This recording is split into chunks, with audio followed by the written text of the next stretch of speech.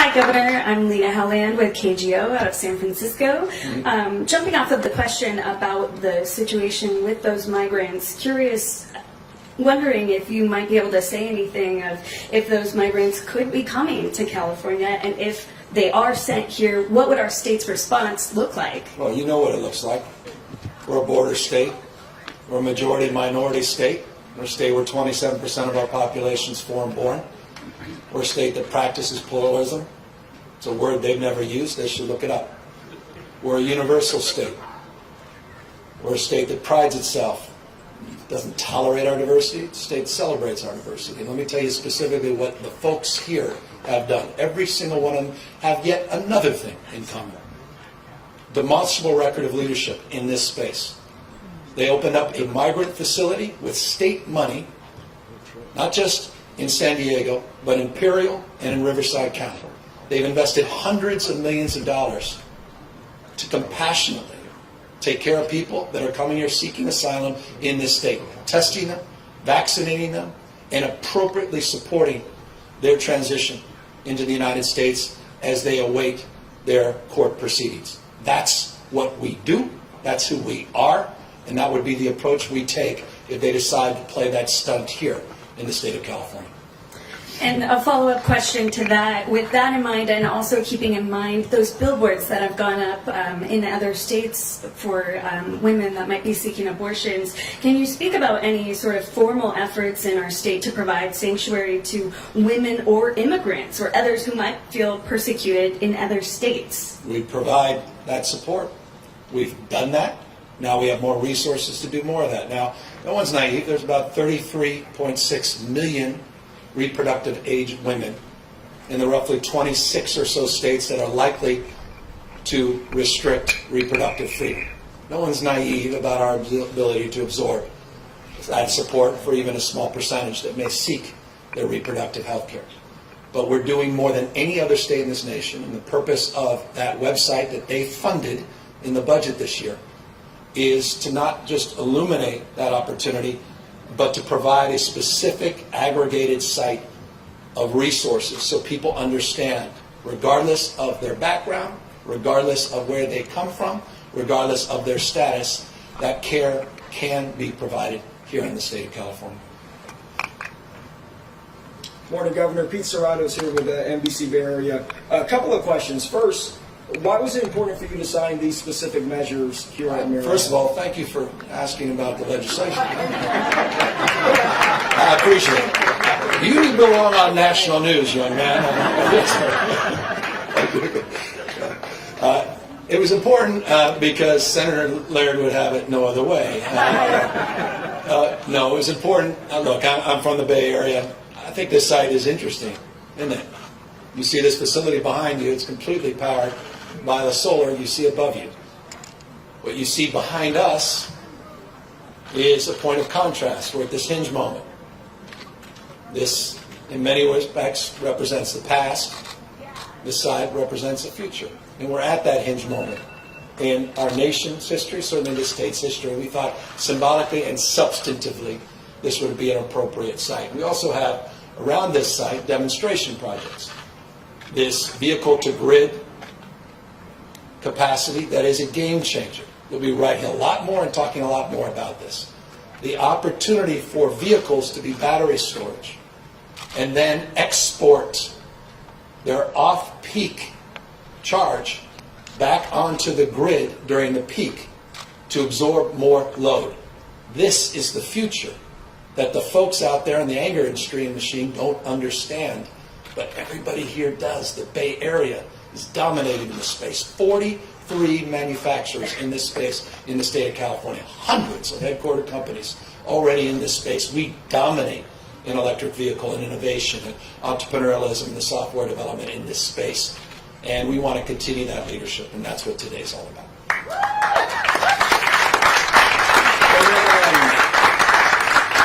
My last question, not as event friendly, but this question. Obviously we have this big heat wave here. There was a good amount of flex alert fatigue, I think it's fair to say, for folks. That's right. What would be your message to Californians? We're inevitably going to deal with another heat wave.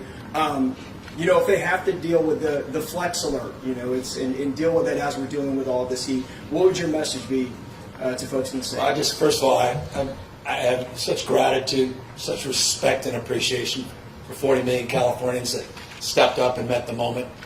What we did was extraordinary across the spectrum. So first of all, gratitude. Second of all, we're dealing with such extremes that all our modeling, even updated modeling, needs to be thrown out. Our transition's not the problem, the climate is the problem. I mentioned 1,000 records that were broken. You had 125-degree temperatures in the state of California. In September. Reached those peaks on September 6th, over 52,000 megawatts absorbed. But here's the good news. In May of this year, we put out a plan to advance our transition. This June, we passed unprecedented supports to advance that plan, be it a strategic reserve that will provide upwards of 4,000 to 5,000 new megawatts over the next few years. The procurement at the CPUC, unprecedented 11,500 megawatts that will be installed over the next few years. The incredible work the CEC has done on offshore wind in partnership with the Biden administration that by 2045, we believe, can generate upwards of 25,000 additional megawatts. The work we did on permitting was a game changer. Maybe the biggest news story is a story that you would have a hard time generating any real eyeballs or interest in. And that is how we've radically changed the siting and permitting for large-scale green energy projects with a 270-day permitting requirement and a 270-day court requirement. 6 years was taking on average. Many of these projects will get them done in a much quicker period of time. And then, of course, the de-risking we did on Diablo, which I know it is challenging for many, but that base load will be important as we transition and stress test and then ultimately transition away from that plant, which we are committed, Senator Laird, to doing. Well, I love silence. It's awkward, but it is a transition.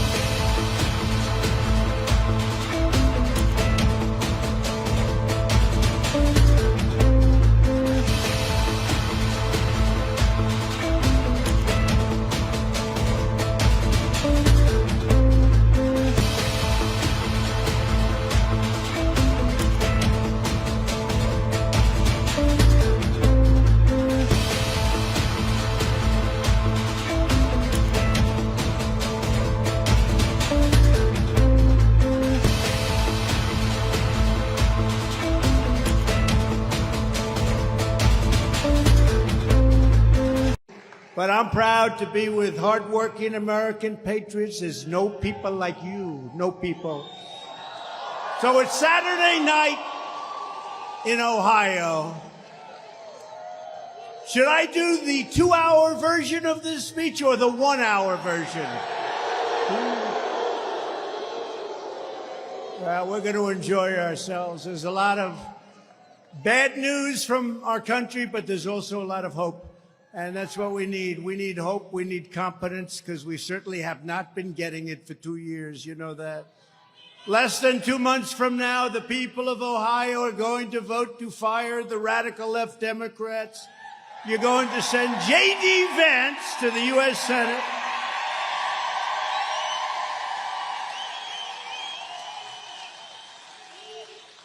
You're going to elect an incredible slate of true American First Republicans up and down the ballot. And together we are going to end crazy Nancy Pelosi's political career once and for all. Under Biden, Pelosi, Schumer, and the ultra-left Democrat Congress, our country is being ripped apart and the American dream is being torn to shreds. Sad, sad, sad what's happening. The stock market just had one of the worst 7-day periods in history, and it actually had the 7th worst day. Think of it, 7th worst day in the history of our country. It's been one of the worst years for stocks in history. How are your 401ks doing? Not too good. People are getting wiped out. It wouldn't have happened. There was no reason for it. Inflation just reached another historic high. Congratulations. Surging food energy and electricity prices are busting family budgets, crushing small businesses and causing shortages, suffering, mayhem, and despair. Yet Biden and the Democrat Congress keep spending us further and further into oblivion, pouring fuel on the inflation fire and incinerating trillions of dollars of middle-class wealth. They're doing it at a level that nobody ever thought possible. And Mitch McConnell ought to get on the ball and stop it in the Senate. He's like a Democrat.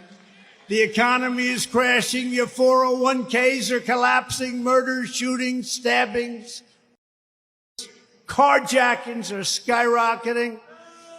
Bloodthirsty criminals are laying waste to Democrat-run cities. The southern border has been completely erased. We no longer have a border. Think of it. 2 years ago, we had the strongest border in the history of our country. We no longer have a border. Our country is being invaded. It's an invasion by millions of illegal aliens from all over the planet, and left-wing sickos are pumping toxic anti-American propaganda into the minds of our beautiful youth. They're destroying our youth.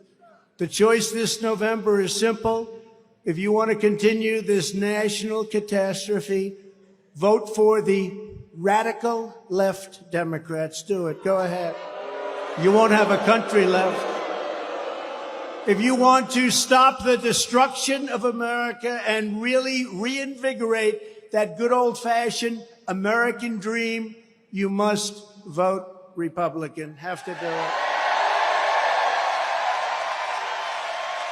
For many years, a vile group of corrupt, power-hungry globalists, socialists, and liberal extremists in Washington has been waging war on the hard-working people of Ohio.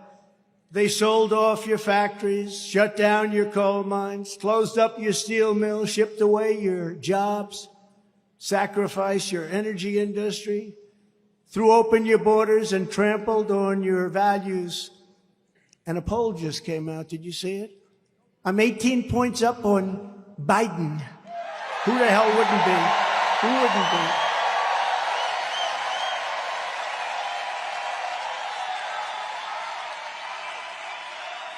Who wouldn't be? We won Ohio twice, and now we're way up higher. We won it in 2 landslides, and now we have to give J.D. a landslide because he's great. Have to give him a landslide. What a state. But, you know, in coming in, I noticed some of the factories, the old buildings, and I said, you know, 50 years ago, that was something that was incredible. Now you look at them, and they're not looking too good. They're not looking too good. But we brought it back, and we brought it back strong, and now they're letting it go back to China and these other places. But everything changed 6 years ago when you finally got a president who put Ohio first and put America first. We put America first.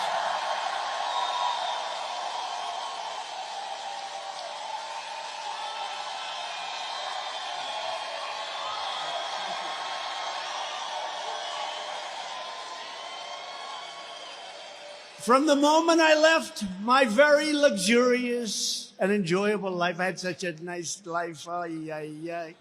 Now they want to say, let's go get this guy. They've been trying for 6 years. They haven't made it. We're not going to let it happen. We're not going to let it happen. But I left a life of luxury, an enjoyable life. I mean, it was incredible. And I left it behind, stepped into the political arena. Thanks a lot. The radical left Democrats have been fighting tooth and nail to stop me because they know I will never be loyal to them, because I will only be loyal to you and to our country.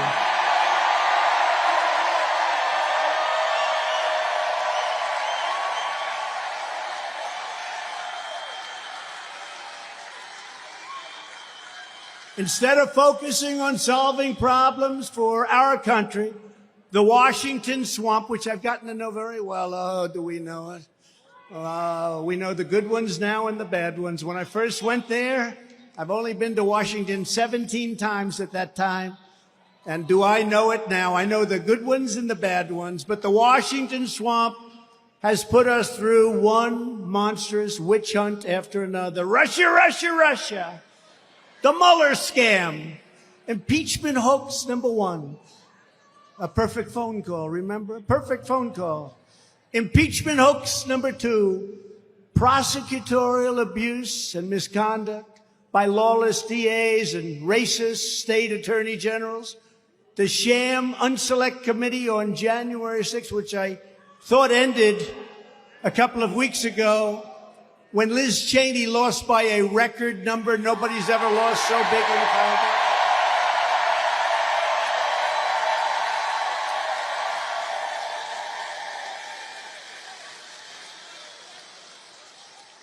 Remember this, the fake news I just watched.